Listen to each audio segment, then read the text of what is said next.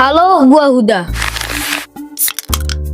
Akhirnya gue bisa gantian sama Ilham jadi host. Counter attack bapak-bapak yang katanya anak pesantren kemarin. Tapi nggak tahu ya kalau pesantren kilat. Nah, sebagai disclaimer, saya tidak ingin memojokkan pesantren atau tidak ingin mendiskreditkan pesantren, karena saya sendiri sebetulnya adalah lulusan pesantren. Ini konten kedua yang nyambung dari video Ilham kemarin. Judulnya, Membuka Mata, Opini Semu Kita Ubah Jadi Fakta yang Nyata.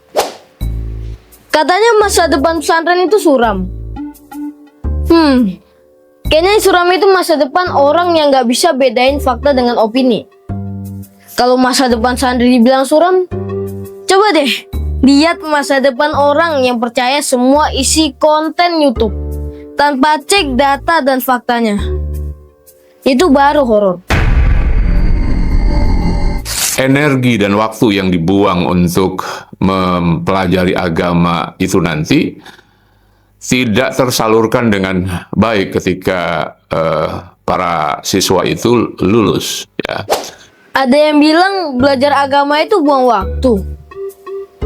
Faktanya, belajar ilmu agama seperti fikih, usul fikih, atau ilmu kalam itu melatih logika, analisis, dan argumentasi.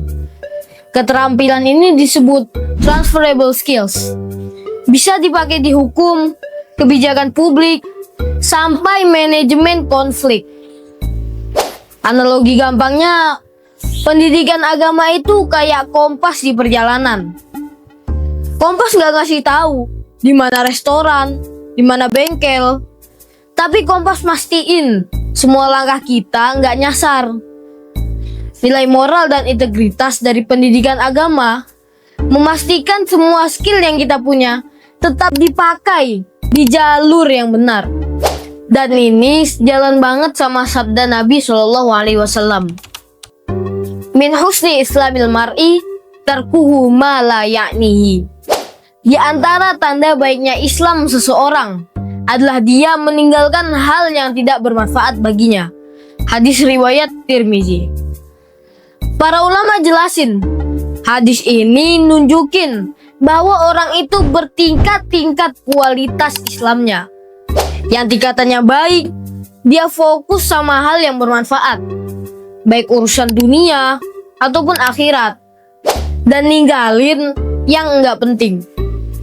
Kalau bahasa sederhananya, hidup ini punya kapasitas waktu dan tenaga terbatas. Jadi mending dipakai buat yang benar-benar penting dan jadi tanggung jawab kita. Nah, pendidikan agama ngajarin kita kebiasaan ini nih, memanfaatkan waktu untuk yang bermanfaat. Dan itu berlaku di semua aspek hidup. Entah jadi dokter, insinyur, pengusaha, ataupun pemimpin. Jadi kalau mau jujur, sekarang yang buang waktu siapa? Sudah jelas kan? Waktunya orang-orang yang dengerin celotehan Anda tanpa isi, sambil ngira-ngira itu fakta. Rasanya priceless, nggak berharga. Itulah yang menjelaskan kenapa para siswa yang berasal dari pesantren, yang berasal dari sekolah agama, itu umumnya masuk ke perguruan tinggi keagamaan. Seperti Universitas Islam Negeri, atau IAIN, atau pendidikan tinggi agama, ya, yang jumlahnya banyak sekali. Berdasarkan data dari BPS tahun 2024 lalu, jumlah perguruan tinggi keagamaan di Indonesia itu sekitar 1.200. Jadi besar sekali jumlahnya, ya. Universitas kita total itu sekitar 3.500-an. Jadi sekitar 1.200-an diantaranya itu universitas atau perguruan tinggi agama, termasuk UIN, IAIN, perguruan tinggi agama, ya, agama Islam secara umum. Tentu ini harus menjadi bahan pertanyaan kita. Saya tahu ini sensitif, ini mungkin kontroversial, tetapi bayangkan perguruan tinggi yang jumlahnya banyak ini menghasilkan para mahasiswa yang tentu saja skill dan pengetahuan yang mereka dapatkan itu sangat terbatas, ya, karena di perguruan tinggi agama umumnya ilmu-ilmu yang dipelajari adalah ilmu-ilmu keagamaan. Kalau Anda menganggap pendidikan agama itu terbatas karena materinya cuma seputar agama, coba pikir, seseorang yang kuliah jurusan kedokteran, apakah juga dibilang terbatas? Lantaran bidang yang dipelajarinya, ya seputar ilmu kedokteran.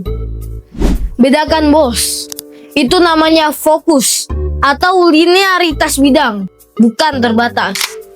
Justru dalam pendidikan, linearitas itu yang bikin seseorang punya kedalaman ilmu, bukan cuma tahu permukaannya. Nabi SAW bahkan ngajarin prinsip ini nih.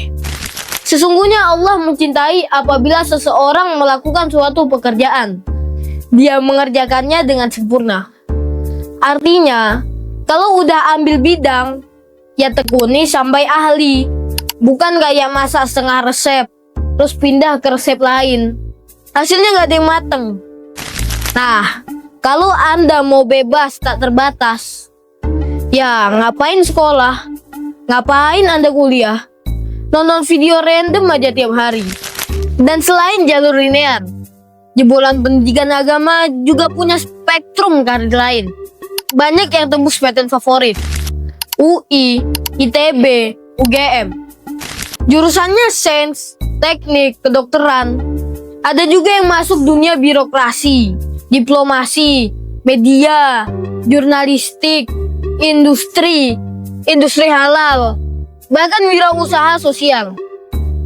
Apalagi kalau kita bicara level perguruan tinggi keagamaan. Data BPS 2024 nyebut ada sekitar 1.200 perguruan tinggi keagamaan dari total 3.500 kampus. Ada yang bilang kebanyakan. Padahal lembaga ini nyiapin guru agama, hakim pengadilan agama, pengelola zakat, sampai ahli ekonomi syariah. Kalau jumlahnya dikurangin, ya siap-siap aja ngurus nikah, waris, atau zakat dengan tutorial YouTube. Yang kadang thumbnailnya aja lebih dramatis dari isinya. Artinya, fondasi agama itu bukan pintu yang menutup peluang, tapi modal yang bikin mereka bisa melangkah di jalur manapun dengan integritas dan etika kerja yang kuat. Jadi kalau dibilang terbatas, mungkin yang terbatas itu cara lihatnya, bukan jalurnya. Nah, jadi ini pertanyaan besarnya adalah sekolah-sekolah agama ini sudah jelas memberikan output yang tidak match dengan tuntutan masyarakat, yang tidak match dengan tuntutan sumber daya manusia yang diperlukan oleh negara. Ya, kalau kita mau jujur, apa yang bisa diharapkan dengan kajian-kajian yang umumnya spekulatif, yang umumnya hanya mementingkan persoalan filosofis atau persoalan moral atau persoalan agama. Padahal yang dibutuhkan di dunia profesional adalah hal-hal yang bersifat vokasional, hal-hal yang bersifat teknis, sesuatu yang membutuhkan penanganan terhadap persoalan, ya, solusi terhadap satu problem. Nah, ini hanya bisa disediakan oleh universitas-universitas atau lembaga pendidikan yang memang mengurusi program studi yang memang mengurusi persoalan-persoalan tentang itu. Kita bicara tentang, misalnya, kalau ilmu alam, jurusan fisika, kimia, biologi, atau jurusan teknik, ya, engineering, teknik mesin, teknik industri, teknik sipil, dan seterusnya. Inilah jurusan atau program studi yang betul-betul relevan dengan tantangan zaman. Bukan jurusan tafsir, bukan jurusan hadis, bukan jurusan usuluddin, ya. Nah, tentu saja jurusan-jurusan itu berguna, tetapi skopnya sangat kecil, ya. Misalnya ada 3.000 lulusan mahasiswa dari jurusan-jurusan agama, mau kemana mereka? Gitu. Ya, ujung-ujungnya adalah mereka akan berkiprah lagi di pendidikan agama yang outputnya akan begitu terus. Nah, ada satu orang yang sok tahu nih, bilang lulusan pendidikan agama itu nggak match atau nggak relevan sama tuntutan zaman sekarang.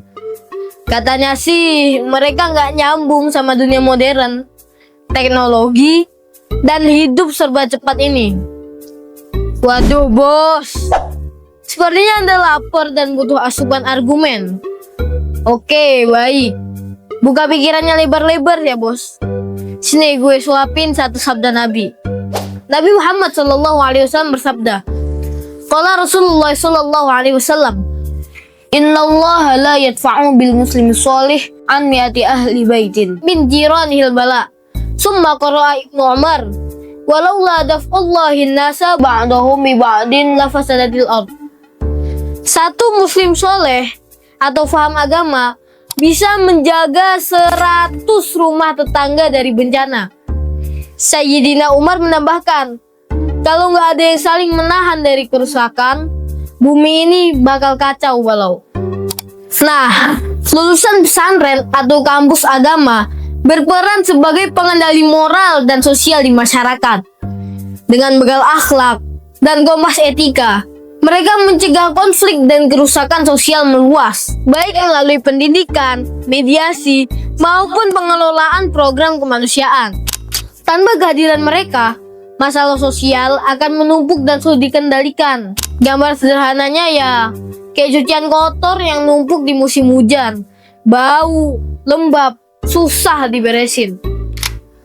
Dan jangan salah, kampus agama sekarang udah nggak cuma soal agama doang. YIN aja udah jadi UIN, dan fakultasnya ada teknik, psikologi, sampai kesehatan masyarakat.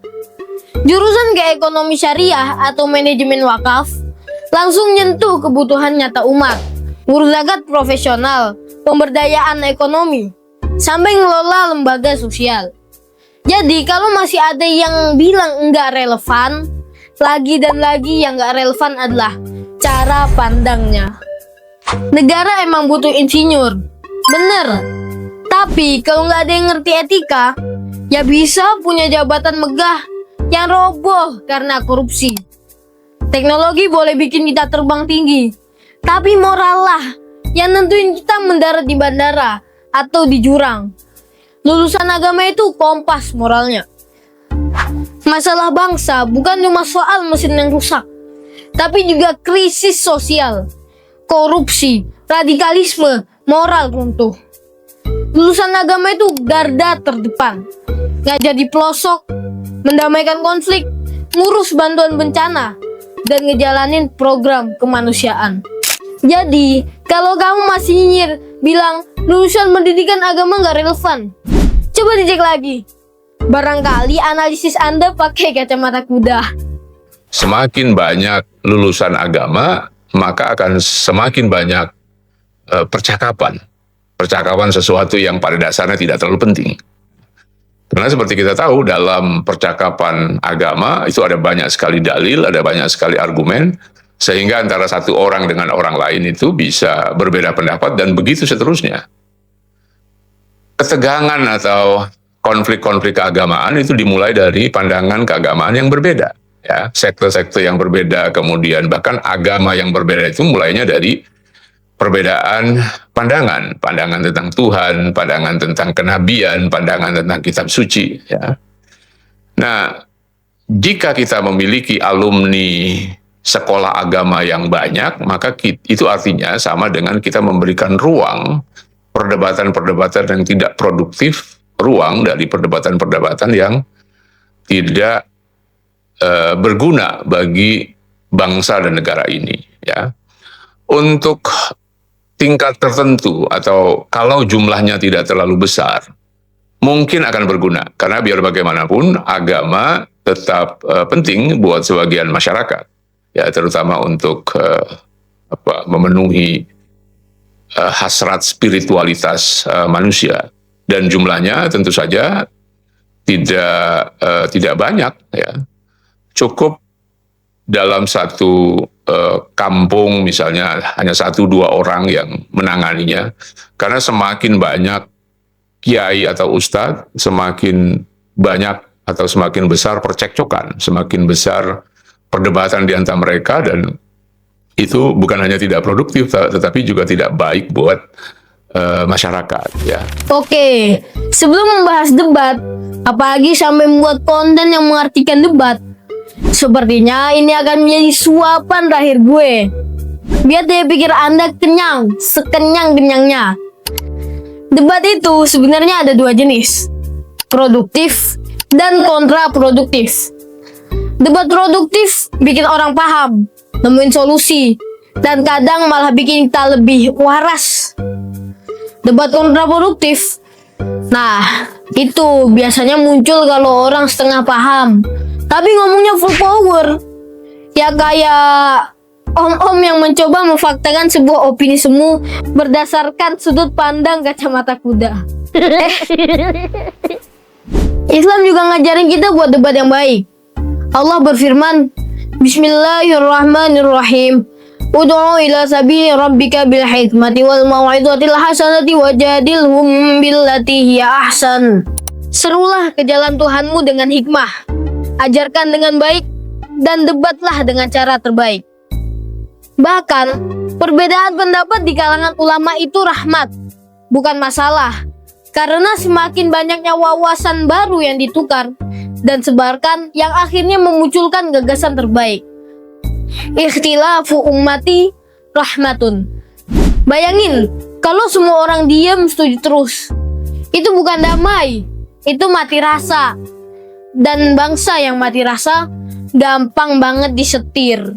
Intinya, pendidikan agama itu penyeimbang. Bangsa tanpa moral ibarat HP tanpa baterai. Secanggih apapun, cuma jadi pajangan. Dan pajangan gak pernah jadi masa depan. Terima kasih, gua Uda, dan ini cara gua buka mata kalian.